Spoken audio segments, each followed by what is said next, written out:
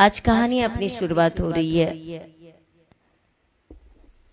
एक राजा का दरबार था और उस दरबार में कारागिर अपनी कला दिखाने के लिए आया। सोने की 3 प्रतिमा, 3 पुतलियां, एक लेडीज की 3 पुतलियां ऐसा लेकर वहां पर दरबार में आया और राजा के सामने रखते हुए कहा कि हे पृथ्वीनाथ, मेरे विचार से इस तीनों के मूल्य में कुछ अंतर नहीं है। देखा जाए तो ये तीनों समान है, हाइट में भी समान है, सोने की भी है और तीनों का मूल्य एक होना चाहिए, ऐसा है। मैं चाहता हूं कि इनका सही सही मूल्य आज यहाँ पे समझ में आ जाए कि तीनों में क्या अंतर है। सभी दरबार के जितने लोग बैठे थे उन्होंने कहा एक समान है, समान है, कुछ तो अंतर नहीं। आगे देखा, पीछे देखा, ऐसे देखा, वैसे देखा, लेकिन देखा जाए तो कोई किसी को समझ में नहीं आया था। राजा भी हतबल हो गया कि ये क्या है, ये मूल्य एक नहीं है। ऐसा लग रहा है कि मूल्य एक है लेकिन मूल्य एक नहीं है। इसके बाद क्या हुआ, इसको तोला भी, वजन भी किया, तोला सब किया, लेकिन निरका परका सब कुछ किया और सोना भी बराबर ही का है तीनों में, ऐसा नहीं कि कुछ कम ज्यादा। कीमत में अंतर क्यों है?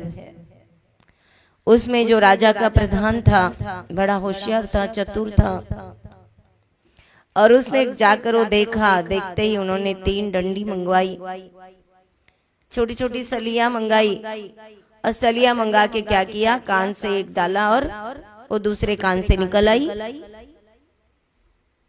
ओ, ये अंतर देखते।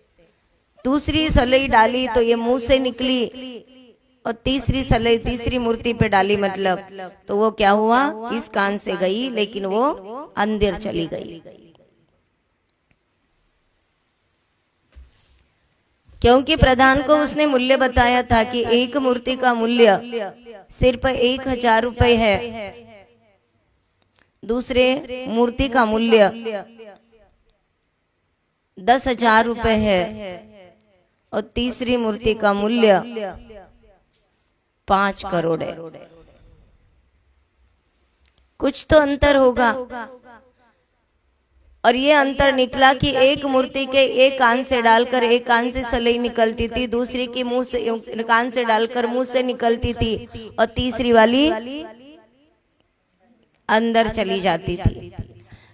तो उन्होंने कहा कि एग्जैक्ट सही बात है, ये मूर्तिकार जो बोल रहा है कि अलग अलग प्रकार का अंतर है, अंतर भी बता दिया कि कीमत में अंतर ये है। लेकिन कारण जब पूछा राजा ने तो उसने कहा कि इस दुनिया में लोग, कितने सारे ऐसे लोग होते हैं जो तत्व ज्ञान लेते तो है लेकिन क्या करते, एक कान से सुनते और एक कान से निकाल देते हैं। उस ये मूर्ति का यही संदेश है कि कुछ लोग ऐसे होते। राजा ने कहा अच्छा। दूसरा देखा तो ये कान से डालकर मुंह से निकल रहा है। कुछ लोग राजन ऐसे होते हैं, सुनते तो हैं लेकिन क्या करते, सिर्फ वक्ता बनते हैं, हृदय में ग्रहण करते नहीं है। इसका प्रतीक ये मूर्ति है। राजन पृथ्वीराज, ये आज तीसरी मूर्ति का हम बता रहे कि इस कान से सलई डालते तो वो क्या होती है, अंदर चली जाती है। कुछ ऐसे महान व्यक्ति हुआ करते जो सुनते हैं और वो अंदर उतार देते हैं। इसके लिए पढ़ाई कोई नहीं जरूरी होती है। जो बहुत पढ़ा लिखा होता है वो ये करता है, ऐसा कुछ भी नहीं है। राजा को बड़ा अप्रतिम लगा। राजा कोई उठे ना उठे, राजा उठकर ताली लगाने लगा और खुद आके मूर्ति के सामने खुद प्रयोग करने लगा। बड़ा अच्छा लगा। और उस मूर्तिकार ने जो कीमत बताई थी उसके 10 गुना कीमत देकर उस कारागिर को उसने प्रसन्न कर दिया। ये होती है राजा की सोच, ये होती है प्रधान की सोच, जो होती है मेंटेलिटी बहुत अच्छी है।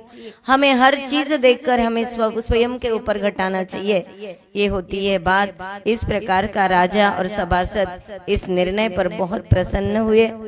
और हम भी प्रसन्न हुए कि कैसे हम भी अपन क्या करें कि जो भी उपदेश सुनते हैं वो अपने हृदय में धारण करें। ओम नमः मंगलाचरण। तिहुवन तिलयम देवम वंदिता तिहुवनिंद परिपूज्यम ओच्छम अनुपेहाओ भव्य जनानंद जननियो। बोलिए अनंतानंत सिद्ध परमेष्टि भगवान की। बोली सम्य शिखर जी सिद्ध क्षेत्र की। आचार्य श्री कार्तिकेय स्वामी की। प्रथमाचार्य आचार्य आदि सागर जी गुरुदेव की। आचार्य श्री महावीर कीर्ति आचार्य विमल सागर जी गुरुदेव की। तपस्वी सम्राट आचार्य सन्मति सागर जी गुरुदेव की। चतुर्थ पट्टाधीश सुनील सागर जी गुरुदेव की। मुनि श्री शुभ सम्राट सागर जी गुरुदेव की। गणी न्यारिका स्वस्तिमती माता जी की।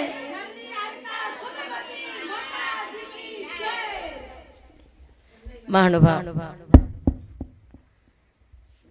कार्तिकानुप्रेक्षा में धर्मानुप्रेक्षा की बहुत बड़ी बातें हमने कल बहुत